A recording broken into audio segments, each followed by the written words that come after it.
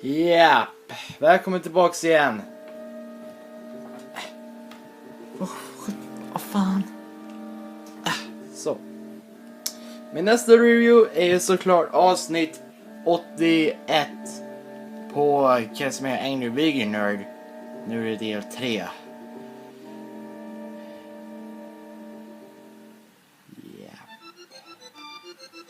When the 1980s came to an end, the Castlevania trilogy was already etched into my mind as classic. It was the archetype of both the action and horror genres, and a masterpiece in side-scrolling gaming. Roughly at the turn of the decade came the 16-bit era. I had no idea that it could actually get better. In 1991, Castlevania made its transition to the new Super Nintendo. But this wasn't just Castlevania 4, oh no, this was Super Castlevania 4. And well worthy of that title. The graphics and sound just blew my fucking balls off. Shit. The haunting and chilling atmosphere of the old games was now like a walk through the park with the Care Bears. This time, I was really getting scared. At the time, this must have been the greatest opening to any video game yet. The fog keeps rolling in until it envelops the shattered gravestone and almost seems to be creeping into the room itself.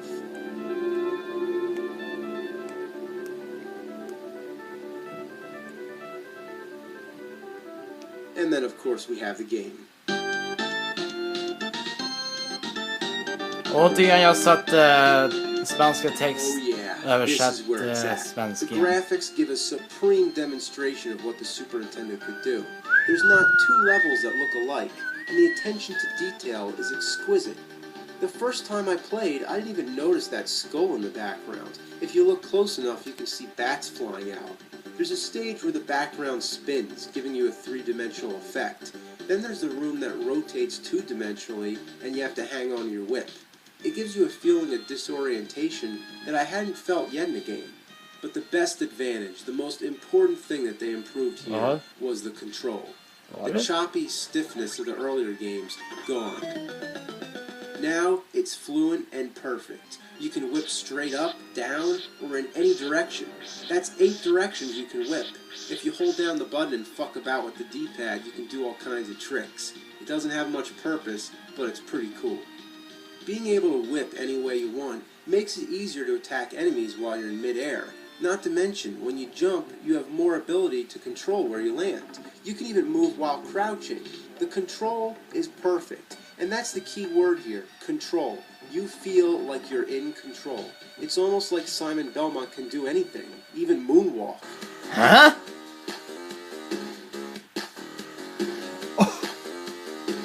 It's as if you are Simon Belmont and fully immersed in the game. That means that the difficulty isn't all about stiff controls and cheap deaths, but this time in genuine, fair challenge. For the most part. As far as the story goes, it's more or less a remake of the first game. Some fans might have been a little disappointed that there's no other playable characters and it goes back to the linear style. But that's how I like it best, straightforward and simple. The replay value is high for me, and I'd pop this fucker in any day. In its final stages, it plays the music from all 3 of the NES games. It's like nostalgic memories of a Nintendo game within another Nintendo game.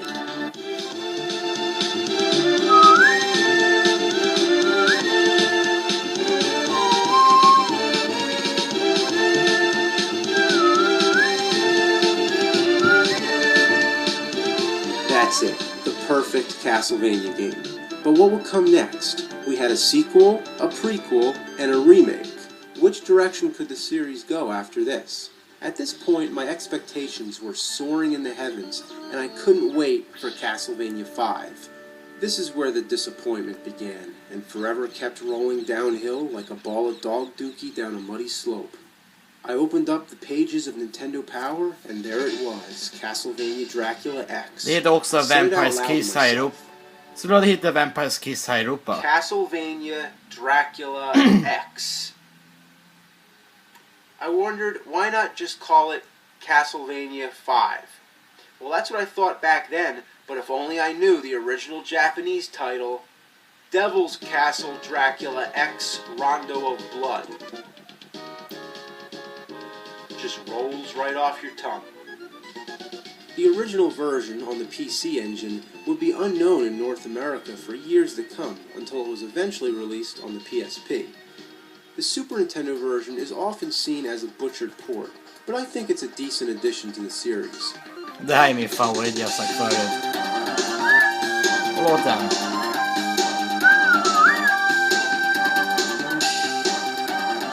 In this game, you take control of a new Belmont named Richter.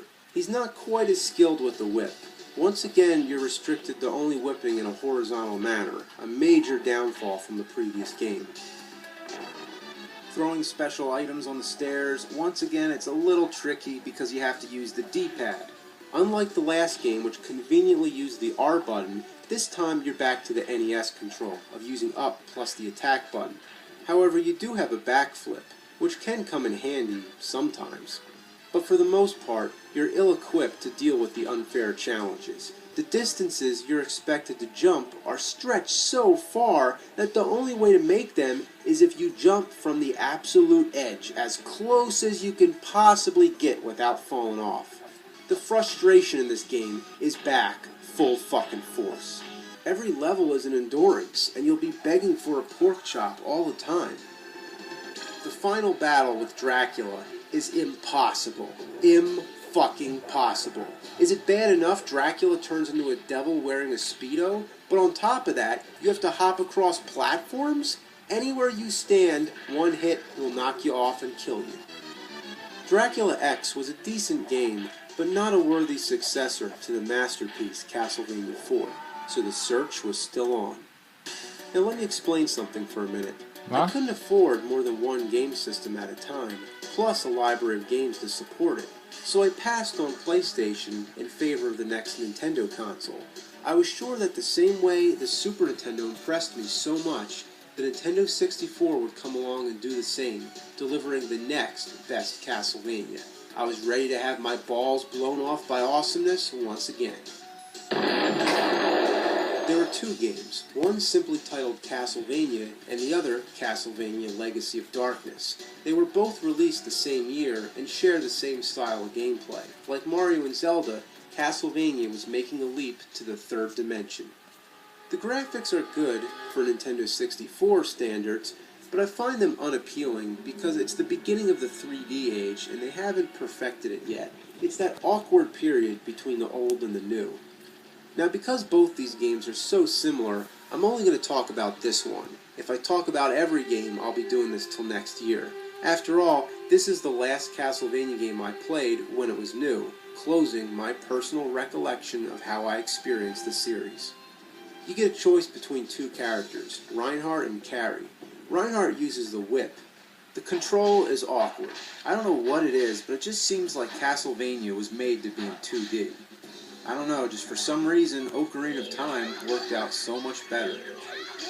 So I'm going with Carrie, because at least she has a projectile, giving you a longer range. But now I'm playing as like a schoolgirl. It doesn't look anything like Castlevania anymore. In this stage, you have to pull levers to open gates. So when you get to a lever, it says, operate the mechanism, yes or no. Why does it bother asking me this? Obviously I want to pull the lever. What's my other option? To just stare at the fucking background? The enemies are a complete joke. A Frankenstein monster wielding a chainsaw? What? Skeletons on motorcycles? And this game takes place in 1852. Was there fucking motorcycles back then? The music sucks. It just sucks. Think it sucks? Listen. It sucks. There is no fucking music. The control is what kills it. You grab onto these steps, and when you try to climb up, you just move back and forth. You want to know what your worst enemy is in this game? Medusa heads? No. Stairs? No. Water? No. This time, it's the camera itself. You can never situate the camera at the right angle to see what the hell you're doing. It just points wherever it wants.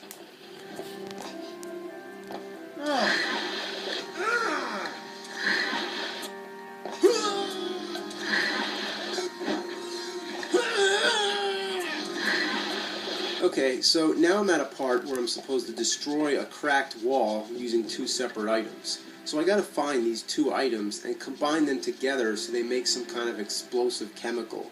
One's called a mandragora and the other is nitro.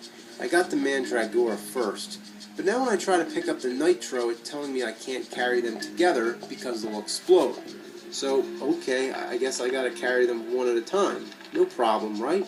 Well, I carried the mandragora over this cracked wall, and guess what? I just realized I have no clue how to put this thing down. There's no drop or throwaway option, nothing. I tried putting it in these garbage chutes on the wall, but still no luck. Then I found these statues that talk to you.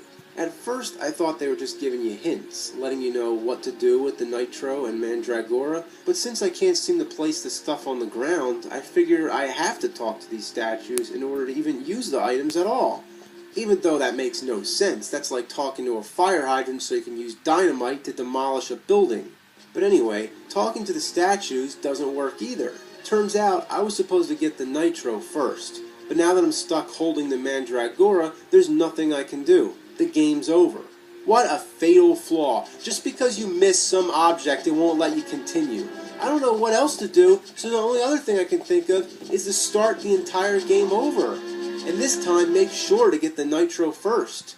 Well, I did just that. I started all the way back from the beginning, made it all the way back to the castle center.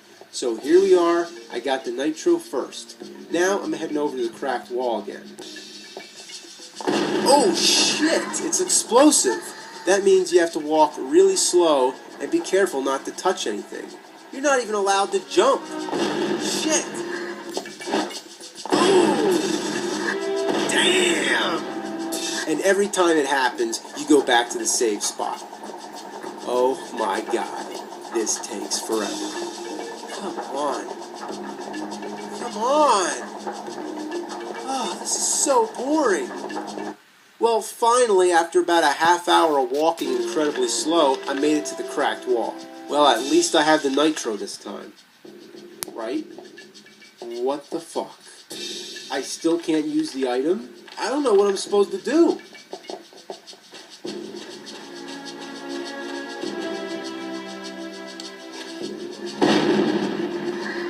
Life sucks. Ja, det var del 3 i alla fall.